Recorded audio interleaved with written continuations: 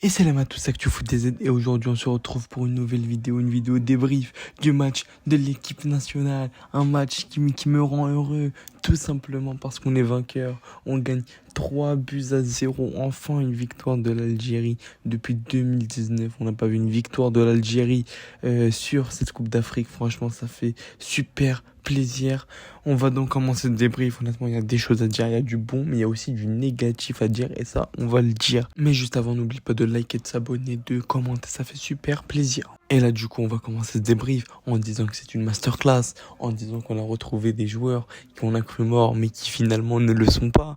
Des joueurs qu'on n'a plus vu courir depuis 2020, mais finalement qui savent courir. Et je parle forcément de l'homme au doublé, Riyad Mahrez, qui a marqué 2 buts, dont un à la première minute. Dès la première minute, j'ai même pas eu le temps de m'asseoir, que directement il y a un but. C'est incroyable. Et bien sûr, le troisième buteur, Ibrahim Maza, qui est rentré en cours de route. Mais ça, on y reviendra, on y reviendra. Donc, si on commence le match, on a donc la composition de cette équipe. La composition de cette équipe. On a donc Lucas Zidanoukaj avec son père qui était dans les tribunes et son frère aussi.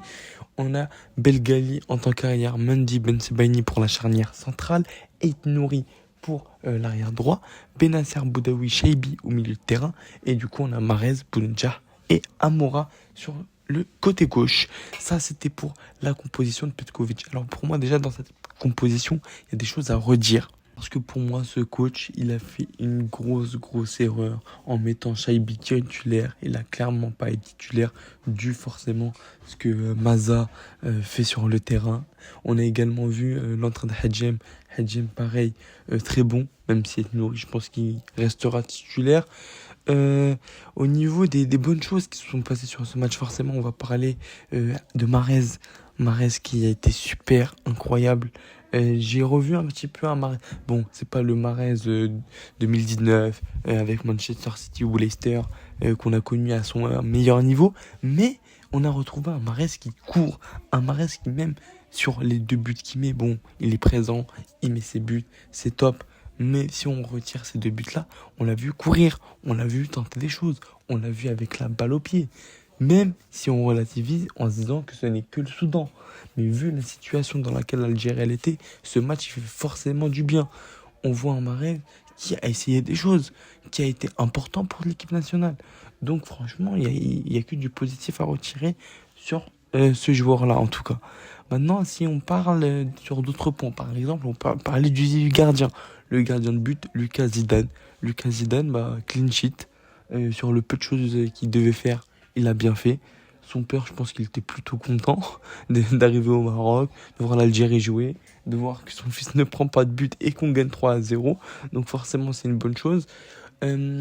Maintenant, si on peut parler des côtés satisfaisants, on va dire, si on n'aborde pas les remplaçants, on peut dire que Amoura, pareil, c'est la locomotive de l'équipe nationale. C'est lui qui court partout, c'est lui qui dribble, c'est lui qui porte le ballon vers l'avant, c'est lui qui, quand il faut faire les replis, c'est l'un des rares qui cavale comme jamais alors qu'il est tombé avant, qui s'est ramassé, qui se relève, qui court. Il essaye de soutenir cette équipe. Et oui, car maintenant, si on décide de passer au côté positif des entrants, et franchement, même si Petkovic, on peut critiquer la liste qui nous sort dans ce 11, honnêtement, les changements qu'il fait sont pertinents. La preuve, Hadjem, il apporte, je trouve, quand même son côté offensif. À un moment donné, on le voit sur une frappe où ça passe petit filet et du coup, elle passe en extérieur. Et on voit sur Maza. Maza qui nous fait une rentrée mais complètement dingue. Maza qui, en dehors de son but, qui est très beau aussi, le fait qu'il arrive à faire un bon appel, etc. On voit aussi surtout le fait qu'il prend la balle, qu'il la ramène vers l'avant, qu'il propose des ballons. On voit sa qualité technique. Pour moi, c'est un titulaire indéboulonnable de ce 11. Normalement, on le voit même sur les rentrées de Boulbina. Boulbina, j'étais sûr dans ma tête qu'il allait marquer. Mais regardez les actions qu'il fait. Il a des actions. Il dribble un joueur. La dernière action, il met un crochet au joueur. L'autre joueur, il tombe comme du n'importe quoi. Il arrive, il tire. Le gardien de la repousse. Je vous promets que si ce n'est pas le gardien du Soudan, Boulbina marque son but. Hein. Et forcément, peut-être ça tire un peu sur le gardien. Il manque peut-être un petit peu de finition. Même si le match était fait, ça aurait été bien pour lui qui marque. Mais oui, sa rentrée, elle était très bonne. C'est la seule rentrée qui m'a fait peur C'est dans les 10 dernières minutes, celle de Zerouki. J'ai vu Zerouki rentrer, j'ai commencé à paniquer. J'ai dit, oulala, ça c'est pas bon pour l'équipe. Mais bon, son entrée, on l'a pas réellement vu parce que c'était sur la fin du match. Et j'espère ne pas le voir. Surtout vu le banc qu'on a. On a Abdelli, on a du monde. Donc à la limite, il aurait fait rentrer Abdelli, j'aurais pris plus de plaisir. Mais bon, maintenant si on passe au côté négatif. Parce que oui, dans ce match, il y a du positif, c'est vrai, mais il y a aussi du négatif. Et négatif, et je vais pas dire la défense, mais c'est la défense. Pourquoi la défense? Pour la simple et bonne raison que quand le Soudan a les balles sur cette première mi-temps, on voit tout simplement une Algérie fébrile, une Algérie qui encaisse les occasions. Lucas Zidane, s'il se déploie pas, il fait pas une belle sortie, qui touche la balle de la main sans provoquer le penalty, je pense qu'il y a but, hein. C'est une occasion de but. Et je crois qu'ils ont deux ou bien trois occasions comme ça, les Soudanais, ils ont failli marquer.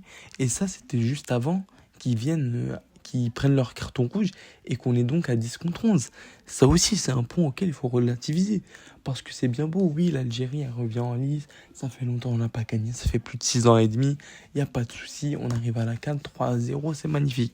Ok, faut rappeler que c'est une équipe soudanaise qui même a fait un très beau parcours de qualification pour le mondial et qui a gagné des matchs assez complexes face à des grosses équipes, il n'y a pas de souci.